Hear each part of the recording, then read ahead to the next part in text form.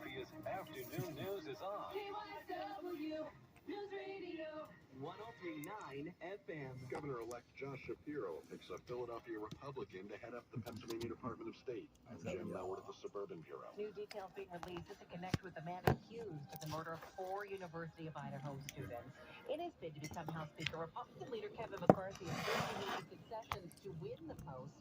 Keep you posted on the updated votes. In sports, the Flyers host the Arizona Coyotes, 62 and cloudy with temperatures holding steady. Good afternoon to you, I'm Nick Schilder. Our top story at 2:01, Pennsylvania Governor-elect Josh Shapiro reaches across the aisle, nominating former Philadelphia City Commissioner Al Schmidt to be the next Secretary of the Commonwealth. KYW Suburban Bureau Chief Jim Miller. Josh Shapiro is tapping Philadelphia Republican Al Schmidt to head up Pennsylvania's Department of State, which includes overseeing how all 67 counties in Pennsylvania run their elections. In his announcement, Shapiro notes Schmidt's decade as a Philadelphia City Commissioner and Vice Chair of the Philadelphia Board of Elections. Shapiro calls Schmidt an integral part of the effort to protect democracy and stop Pennsylvanians' votes from being thrown out. Schmidt's currently the president and CEO of the Election Watchdog Group Committee of 70. Previous president David Thornburg. This is a superb pick. You know, Al is an accomplished professional. Demonstrated that in running elections in Philadelphia for a good while. Shapiro's announcement mentioned Schmidt's work in 2020 when then-President Donald Trump called out Schmidt by name. Schmidt has spoken publicly about how that led to threats not only directed at him, but also at his family. Shapiro's inauguration is later this month. Schmidt's confirmation will require 2/3 of the state Senate, but he can work as acting secretary until he's confirmed. At the Suburban Bureau, Jim Melwood, KYW News Radio 103.9 FM. Schmidt is one of 12 people who will be honored tomorrow with the Presidential Citizens Medal on the anniversary of the January 6th Capitol riot.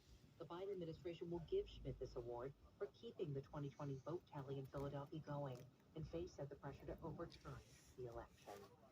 It's 2:02. Let's get a look at traffic and weather on the 2. Stevie is in the PJ Fitzpatrick Home Improvement Traffic Center. Hey, Michelle, we've got 2 problems on 95. One of them is a slight slowdown. It's northbound in the area just north of the Commodore Barry Bridge. Apparently, a truck dropped a piece of aluminum siding. Everybody's driving over it. And then we are crawling northbound just before the Betsy Ross Bridge, all the way up to north of Bridge Street. It's an accident in the left lane. Everybody needs to get over to the right because what's happening is everybody that's stuck in that left lane just gets stuck behind the accident that they can't see up ahead. Police are not there yet. So get over to the right and start letting people over. Things are looking pretty good on most of the Schuylkill Expressway. There is one jam up. It's westbound after Passyunk as you head for Vare. 2 right lanes are blocked in there.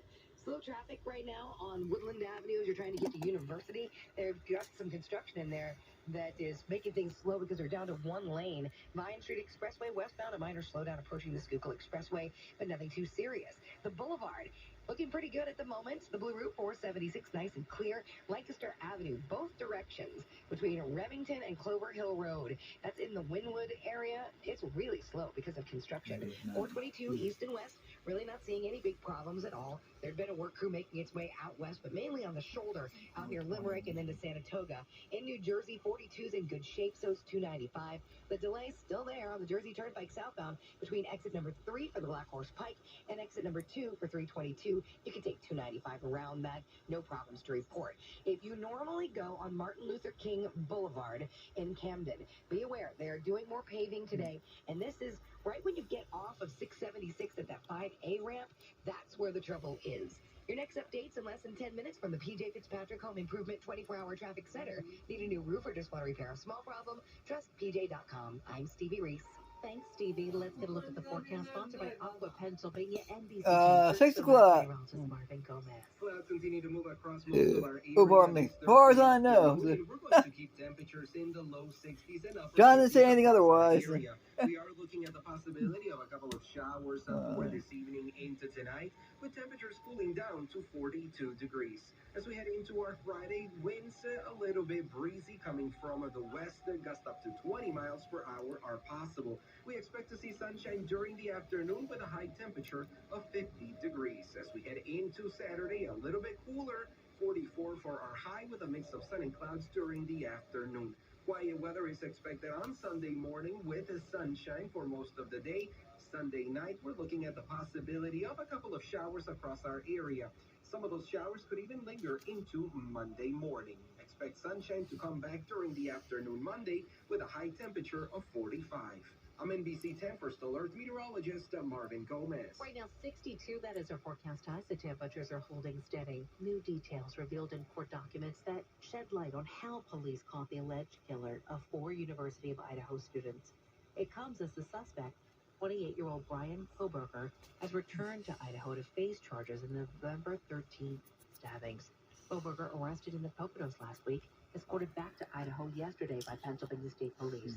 Correspondent Alex Stone has more on these newly released documents. Newly released court documents show the killer left a knife sheath next to one of the bodies. It had an unknown male's DNA on it. Through extensive police work of tracking a white Elantra on video surveillance and tracing cell phone records, on December 27th, police recovered trash from Koberger's family home in Pennsylvania. The DNA came back to Koberger's father, and then police moved in.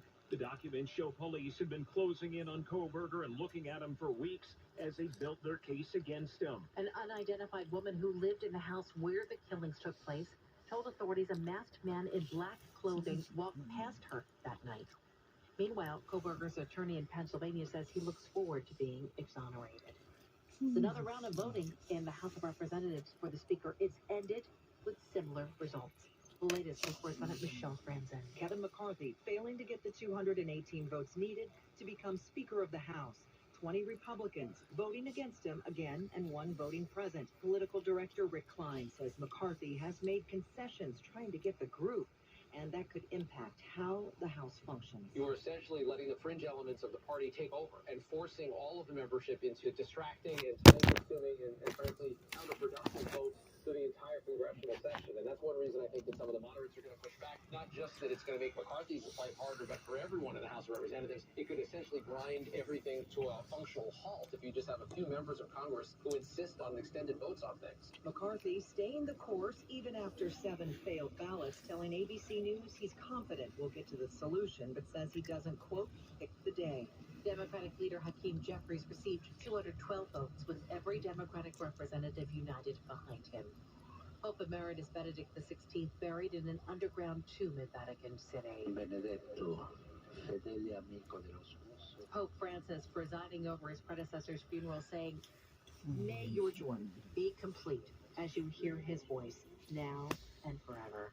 Correspondent Terry Moran has more on their friendship. This relationship between Pope Francis, who's a very different kind of man, and Pope Benedict, there's a lot of speculation. There are some people trying to stir the division between them at times. But I've been told by people who witnessed it that they became very close. They would trade music. They were both lovers of classical music. And over the years, they would trade music. Benedict was the first pope in nearly 600 years to resign rather than die in office. And Francis has praised